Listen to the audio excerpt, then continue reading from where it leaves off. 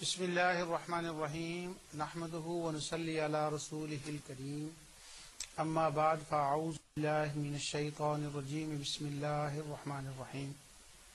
هل انبئکم علی من تنزل الشیاطین تنزل علی کل افاک اثیم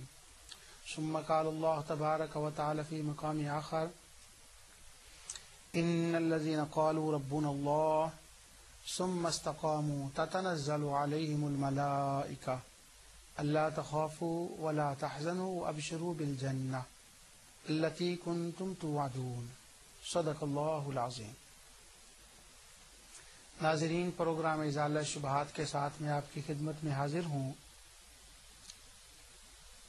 اس بار جس موضوعات پر میں نے گزشتہ دروس میں گفتگو کی ہے وہ آپ بخوبی واقف ہیں۔ آج میں اس موضوع پر گفتگو کر رہا ہوں کہ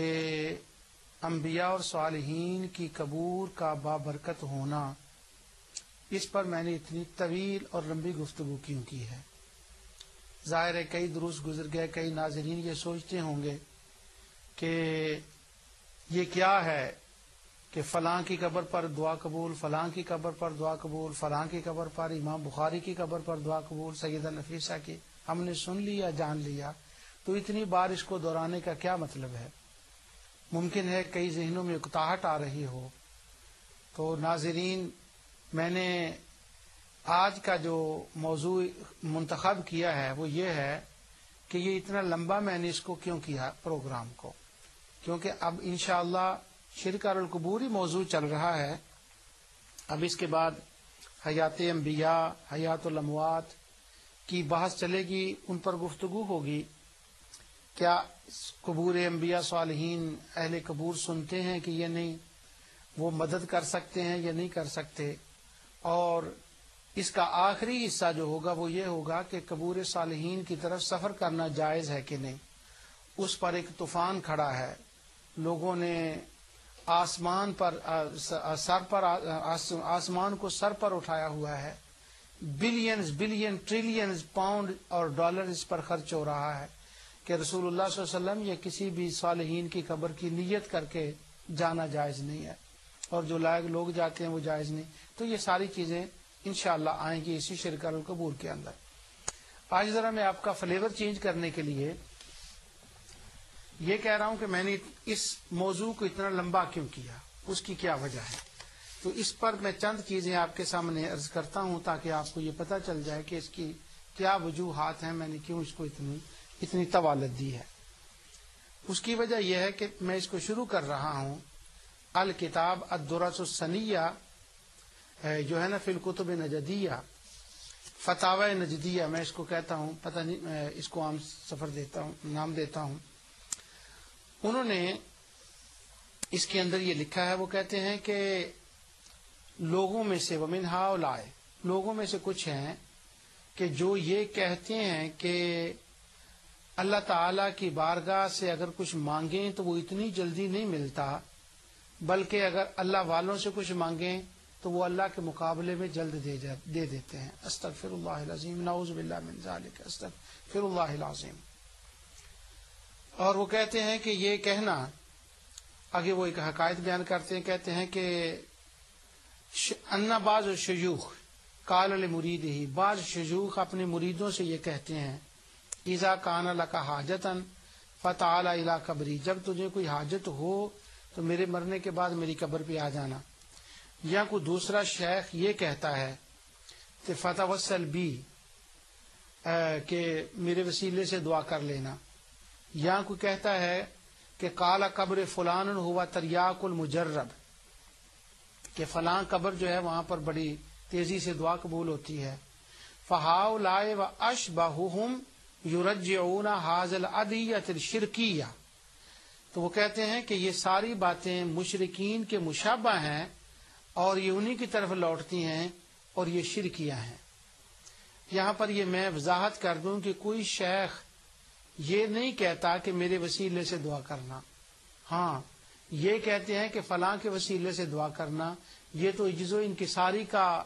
تقاضا ہوتا ہے کہ وہ یہ نہ کہے، اور یہ کہے کہ فلاں قبر جو ہے وہ تریاک مجرب ہے، یہ کہنا شرک ہے۔ اس پر میں اس کے سوا کچھ نہیں کہتا کہ میں پیچھے کتنے حوالے دے آیا ہوں، یہ کن کن محدثین نے حضرت امام موسیٰ کاظم کی قبر کو کہا کہ وہ تریاک مجرب ہے، کن کن لوگوں نے بشر حافی کی قبر کو کہا کہ تریاک مجرب ہے، کن کن لوگوں نے معروف کرخی کی قبر کو کہا کہ وہ تریاک مجرب ہیں۔ یہ لکھنے والے ظالم نے یہ ذرا نہ دیکھا کہ میں کن کن برگزیدہ ہستیوں محدثین کو مشرک قرار دے رہا ہوں۔ اب یہ تو شیخ نجدی تھے، فتاوی نجدیہ کے اندر شیخ عثیمین تھے جن کا ذکر میں نے کیا۔ اب ذرا حافظ ابن تیمیہ کی سن لیں، میں آپ کو یہ بتا رہا ہوں کہ میں نے کیوں یہ لمبا کیا۔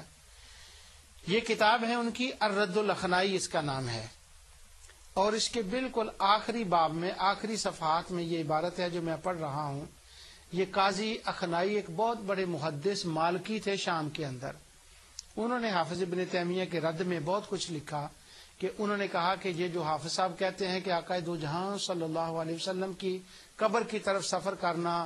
معصیت ہے، حرام ہے، شرک ہے، یہ حافظ ابن تیمیہ کی خطا غلط ہے اور یہ ان کی گستاخی ہے، تو یہ کفریہ کلمہ ہے۔ تو اس کے جواب میں حافظ ابن تیمیہ نے یہ کتاب لکھی رد الاخنائی۔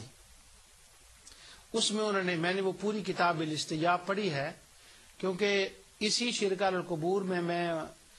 اس پر گفتگو کرنے والا ہوں اللہ تعالیٰ کی رحمت سے، اس لیے میں نے کتاب اس کے حوالے نہیں پڑھے، بالاستیاب پڑھی ہے وہ کتاب۔ اب اس کتاب سے میں یہ ایک عبارت پڑھ رہا ہوں آپ کے سامنے، اور یہ میں بتانا چاہتا ہوں کہ کیوں میں نے اس کو لمبا کیا ہے۔ حافظ ابن تیمیہ لکھتے ہیں اس کتاب کے اندر، آخری باب ہے یہ اس کا،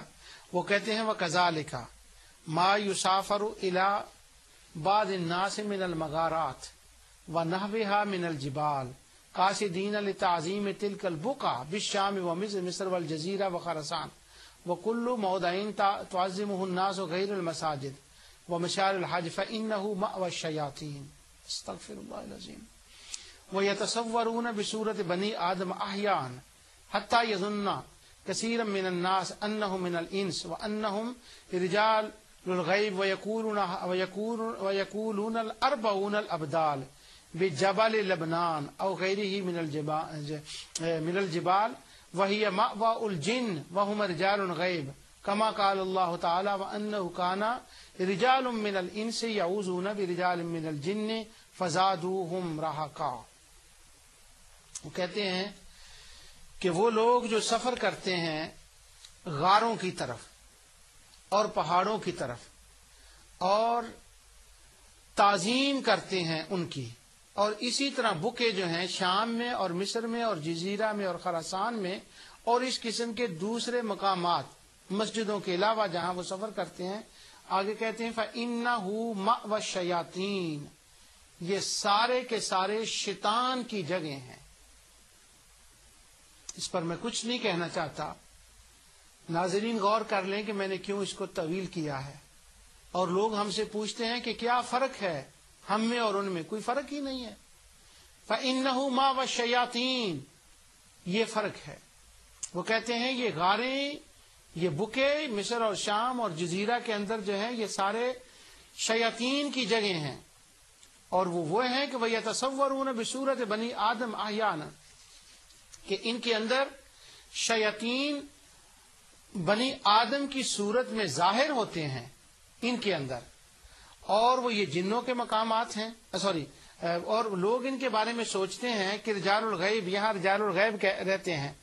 اور جب لوگ کہتے ہیں کہ رجال الغیب رہتے ہیں تو ان کی مراد یہ ہوتی ہے کہ وہ یکون 40 الابدال،